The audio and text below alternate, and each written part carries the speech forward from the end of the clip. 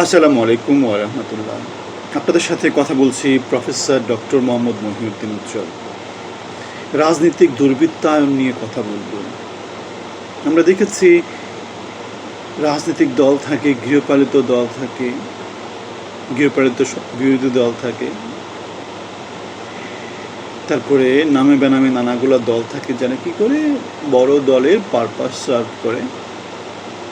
বাংলাদেশের মতো অনুন্নত একটা দেশে, তৃতীয় বিশ্বের একটা দেশে এই ধারাটা অনেক বেশি প্রকট।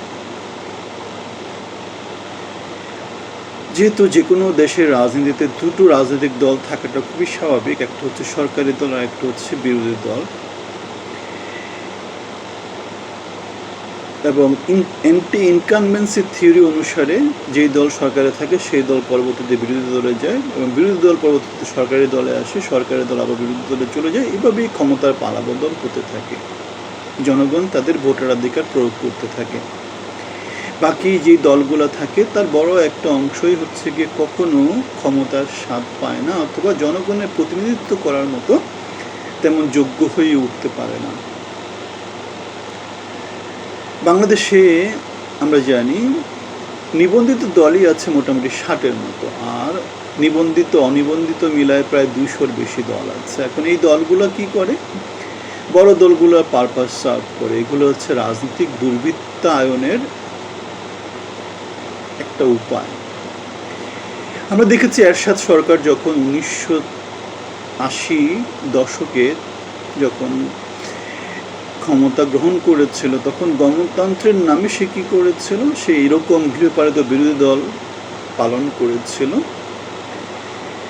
তার যে শিক্ষা, সেই শিক্ষাটা পরবর্তীতে বাংলাদেশের সব দল সেটা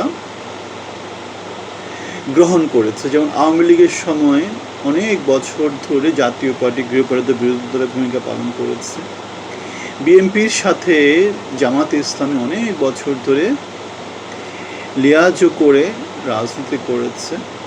এখন আমরা বিএনপির সাথে দেখতে পাই গণ অধিকারের রাশেদ, নুরুল হক নূর এদেরকে দেখতে পাই, অথবা আমতারেক এদেরকে আমরা দেখতে পাই।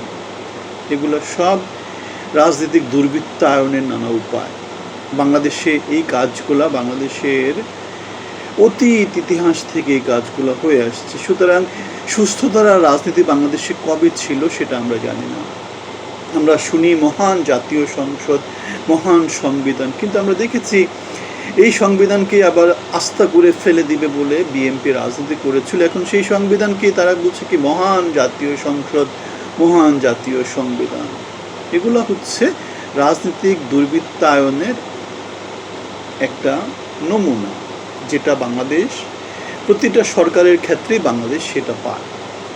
এখন হাসনাত আবদুল্লাহ অথবা সার্জিস আলম অথবা নাহিদ ইসলাম এদের মধ্য দিয়ে জামাতের সাথে যেহেতু এটা লিয়াজও করেছে, এরা কি বাংলাদেশের যে মূল কাঠামোর যে রাজনীতি, সে রাজনীতি থেকে তারা যেতে পারবে? আমরা দেখতে পেয়েছি বর্তমান সংসদে, যেই সংসদে প্রতি মিনিটে জনগণের কোটি টাকার মতো করের টাকা খরচ হয়, সেখানে আমরা দেখতে পাই কত রকমের কমেডি হচ্ছে। গতকালকেই মনে হয় বিরোধী দলের নেতা এবং স্বরাষ্ট্রমন্ত্রীর মধ্যে তুমুল বাকবিতণ্ডা হয়েছে। আমরা আপনাদের ছাত্র হতে আসিনি, ছাত্র হতে চাইলে স্বরাষ্ট্রমন্ত্রী আপনি কোনো একটা ইউনিভার্সিটিতে জয়েন করেন। আবার স্বরাষ্ট্রমন্ত্রী বলছেন মহান জাতীয় সংসদ, মহান জাতীয় সংবিধান, নানা কিছু বলে পেঁচাল পাড়তেছেন। জনগণের ট্যাক্সের টাকা, জনগণের করের টাকা, জনগণের 20 কোটি মানুষের ভাগ্য নির্মাণের জন্য যে সংবিধান, সেখানে আমরা দেখতে পাই, যে সংসদ, সেখানে আমরা দেখতে পাই নানা রকমের কমেডি হচ্ছে। সেজন্যই আমি অনেক দিন থেকে বলে আসছি গঠনমূলক একটা বিরোধী দল বাংলাদেশের দরকার, যারা সরকারকে বাধ্য করতে পারে যে সরকার যাতে লাইনে থাকে। যখনই 2/3 মেজরিটি পেয়ে যায় কোনো দল, তখন আমরা দেখতে পাই যে এই ধরনের কার্যকলাপগুলো তারা হাতে নিতে।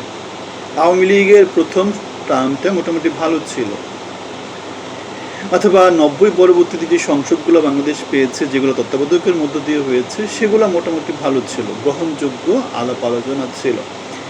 দিন দিন যত বাংলাদেশ সামনের দিকে যাওয়ার কথা চিন্তা ভাবনা করছে, জনগণের মধ্যে যত বেশি উন্নত মন মানসিকতা আসতেছে, রাজনৈতিক অঙ্গনে তত বেশি পঙ্কিলতা আসতেছে।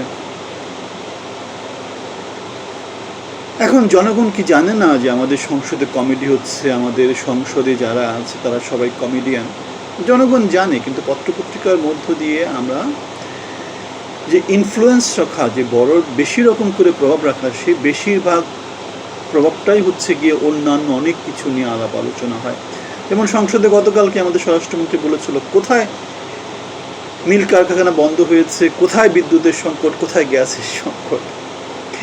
তিনি তার এক কথার মধ্য দিয়ে, পত্রপত্রিকার নিউজের মধ্য দিয়ে বন্ধ কলকারখানা, গ্যাস সংকট, তেল সংকট, গ্যাস সংকট সেগুলোকে নাই করে দিলেন। রুমির ফারহানা বলতেছে টুকু আসে টুকু যায়। এখন আমাদের যেই বিদ্যুৎ মন্ত্রী ইকবাল মাহমুদ টুকু, তাকে এখন লোকজন সংক্ষেপে টুকু বলে, যে বিদ্যুৎ আসে বিদ্যুৎ যায়, মানে কি টুকু আসে টুকু যায়।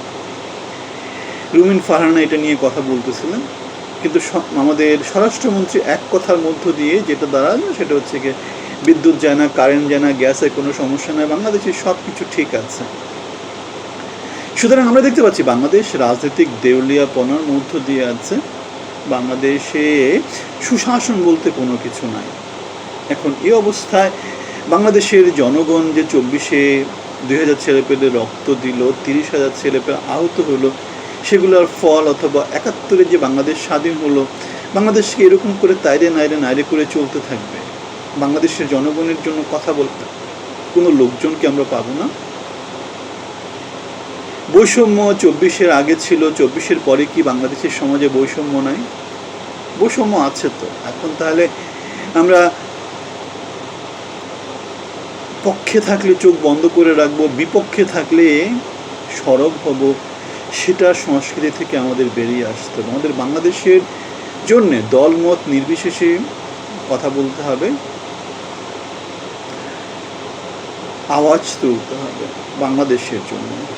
আপনাদের মতামত জানাবেন, ভালো থাকবেন। আসসালামু আলাইকুম ওয়া রাহমাতুল্লাহি ওয়া বারাকাতুহু।